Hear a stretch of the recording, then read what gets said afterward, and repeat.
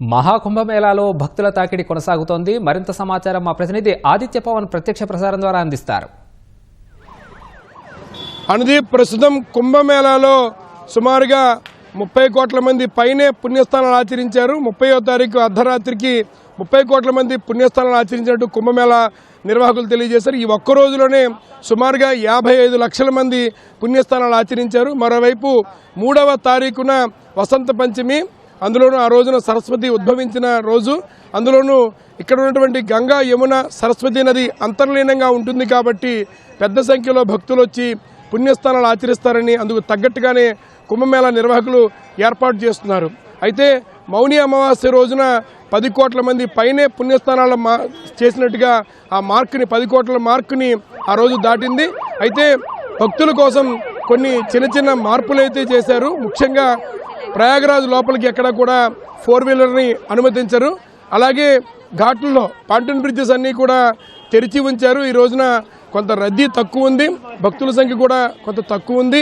ఇవాళ రేపు కూడా కొంచెం తక్కువ ఉండే అవకాశం ఉంది. కానీ 2వ తారీఖు 3వ తారీఖు కొంచెం ఎక్కువ సంఖ్యలో భక్తులు వస్తారని అందుకు తగ్గట్టుగానే కుంభమేళా నిర్వాహకులు ఏర్పాటు చేస్తున్నారు.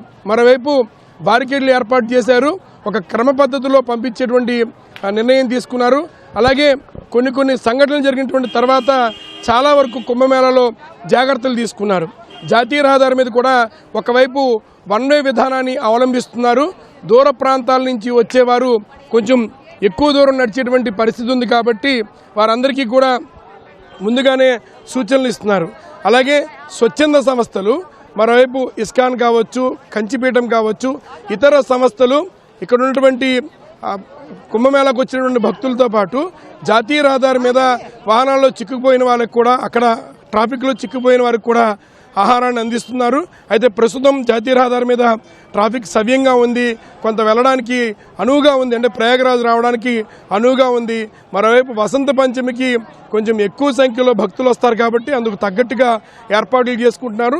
ప్రస్తుతం ఇప్పుడు చూసుకున్నట్టయితే ఈ ఒక్కరోజు 55 లక్షల మంది పైచీలకు వచ్చి పుణ్యస్థానాలు ఆచరించారు. మరొక సుమారుగా ఈరోజు రాత్రికి మరొక 5 లక్షల మంది పుణ్యస్థానాలు ఆచరించేటువంటి అవకాశం ఉంది. అందుకు తగ్గట్టుగానే ఏర్పాట్లు చేస్తున్నారు. అయితే కుంభమేళా సంబంధించి వచ్చేవాడికి ఉత్తరప్రదేశ్ ప్రభుత్వం సూచనలు చేస్తోంది. ఎక్కడికక్కడ ఎలక్ట్రానిక్ డిస్ప్లేల ద్వారా సమాచారం తెలియజేస్తోంది. ఏ మార్గాల ద్వారా వెళ్లాలో కూడా తెలియజేసేటువంటి వ్యవస్థని పూర్తిగా ఏర్పాటు చేశారు. కెమెరా పర్సన్ కె శ్రీనివాస్తో ఆదిత్య పవన్, కుంభమేళా ప్రయాగరాజ్.